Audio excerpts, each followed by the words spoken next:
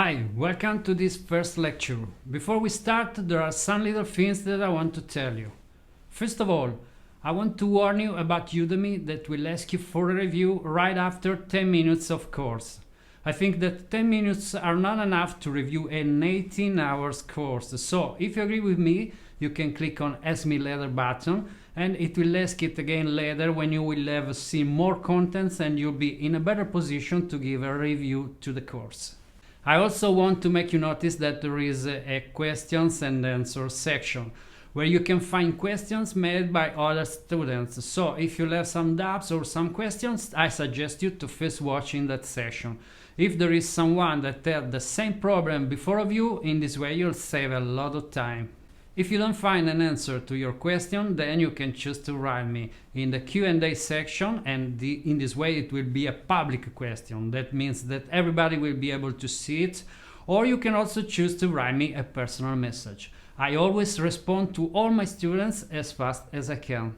For this course you will need a printer. So if you don't have one, you should get one as soon as possible. You could also avoid to buy a printer and use an iPad, but with a printer you'll have a better result. The fact is that you will need to position your phone over some images, and if they will be printed images, it will be slightly better. You'll also need a webcam. If you don't have one, I suggest you to buy one online. Sites like Amazon have good webcams that won't cost too much. I guess that with $20 or $30 you could already find something very good. The webcam is needed because otherwise, to test our apps, we should do a build every time. And if you already worked with Unity, you will probably know that doing a build is not a fast thing. For one project, we will also need to build a paper cylinder.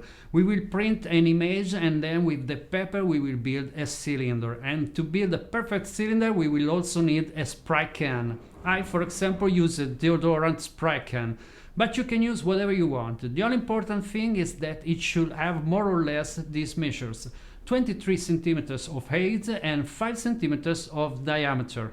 Very well, you're ready to begin this fantastic journey with me. Just start with the next lecture where we will install Unity in our computer. And if you already have it installed in your computer, I ask you to do it again, as we will need some components and also to be sure you'll have the last release of the software. Good work and have a lot of fun.